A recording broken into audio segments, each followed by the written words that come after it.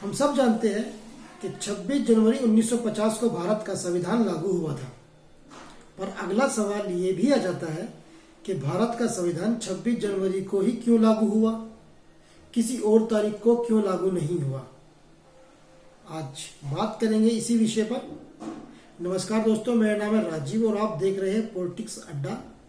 सर्वप्रथम आप सभी को भारत के 73वें गणतंत्र दिवस की हार्दिक बधाई।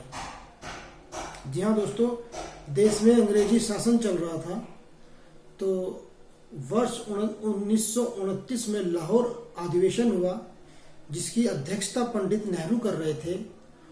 उन्होंने वहां पे एक प्रस्ताव पारित किया कांग्रेस द्वारा कि यदि अंग्रेज हमें 26 जनवरी 1930 तक डोमिनियन स्टेटस नहीं देते हैं तो हम अपने आप को स्वयं स्वतंत्र घोषित कर देंगे। डोमिनियन स्टेटस वह दर्जा होता है दोस्तों जिसमें अंग्रेजों के तहत ही सरकार चलाई जा सकती थी, स्वयं शासन बोला जाता था उसको। डोमिनियन स्टेटस भी एक काफी अच्छा विषय है, अगली कभी वक्त मिलेगा तो इस पर भी वीडियो बनाने की कोशिश की जाएगी। आज 26 जनवरी है तो बात केवल 26 जनवरी की।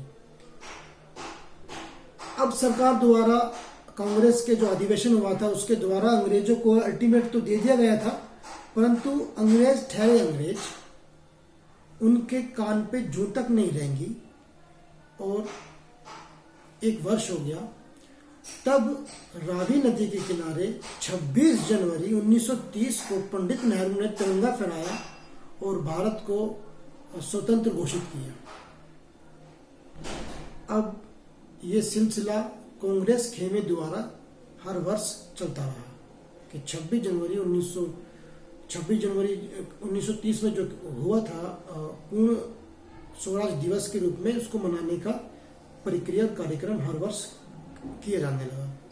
अब देश आजाद हो चुका था और 26 नवंबर 1949 को हमारा संविधान लागू कर दिया गया था। मतलब अब हमारा संविधान बनकर तैयार हो गया था, अब उसको लागू करने का काम बचा हुआ था। तो तब तय किया गया, क्योंकि 26 जनवरी का काफी पीछे का इतिहास रह चुका है, तो क्यों ना इससे जोड़ दिया जाए और उस दिन को भी अमर किया जाए, उसको भी याद कर लिया जाएगा। तो तब पूर्ण स्वराज दिवस के रूप में जो मनाया जा रहा था उसको 26 जनवरी 1950 के दिन ही लागू किया हमारे संविधान को। इसलिए इसको 26 तारीख को मनाने का कार्यक्रम चल पड़ा और हमारा संविधान लागू हुआ। अब संविधान आज 26 तारीख के दिन हमारा संविधान लागू हुआ था, तो बात करेंगे कुछ संविधान की भी।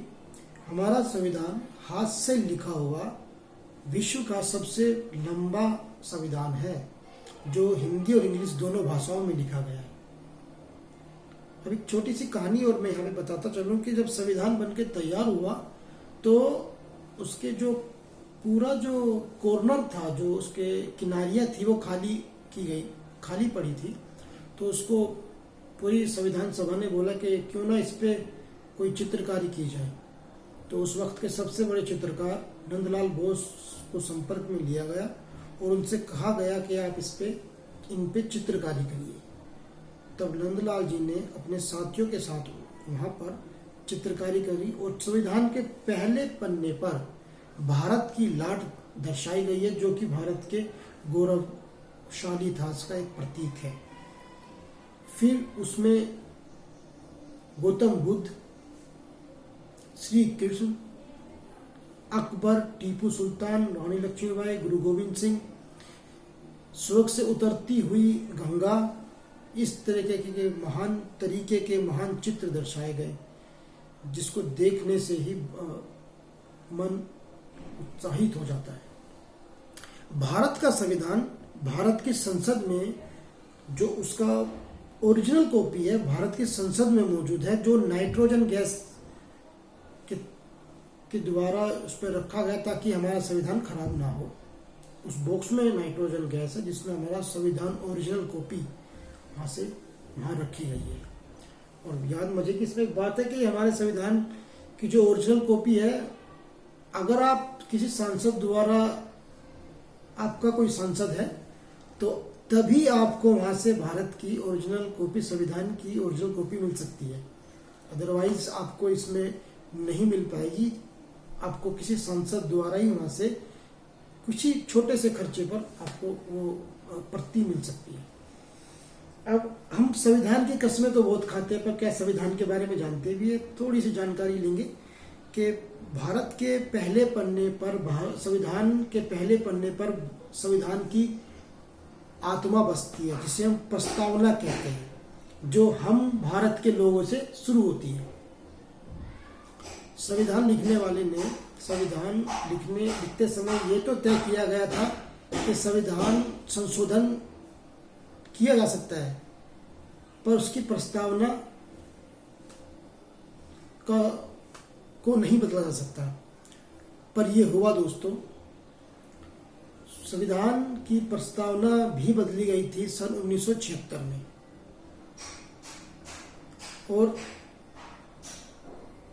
संविधान का सबसे पहला संशोधन संविधान बनने के 1 वर्ष बाद में ही हो गया था, जब संविधान में एक संशोधन किया गया फ्रीडम ऑफ एक्सप्रेशन का। अब ये संविधान कैसे, इसमें अधिवेशन संविधान को हम कैसे संशोधन किया जाए, कैसे ये सब कुछ एक तय होता है।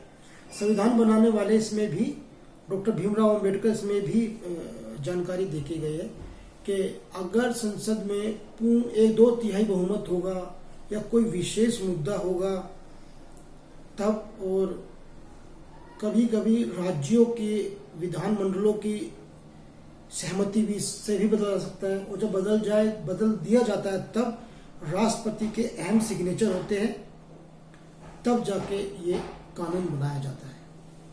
अब संविधान में संशोधन करने की भी कुछ लिमिटेड है, उसकी भी कुछ सीमाएं है, और संविधान के जो रखवाला है वो भारत का सुप्रीम कोर्ट है।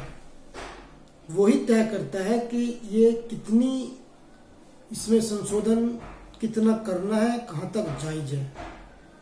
संविधान का रक्षक भारत का सुप्रीम कोर्ट है। तो ये कुछ छोटी सी जानकारी आज 26 जनवरी पर मैं आपके सामने लेके आया। उम्मीद करता हूँ आपको अच्छी लगी होगी। ऐसी वीडियो, ऐसी कोई जानकारी देखने के लिए और राजनीति से जुड़ी छोटी मोटी घटनाओं को देखने के लिए मेरे YouTube चैनल को सब्सक्राइब कर लीजिए और वीडियो को लाइक कर दीजिए। एक बार फिर से आप सभी का धन्यवाद, और भारत के गणतंत्र दिवस की आप सभी को बधाई। धन्यवाद। खुश रहे, सुरक्षित रहे, अपना और अपनों का ध्यान रखें। जय हिंद।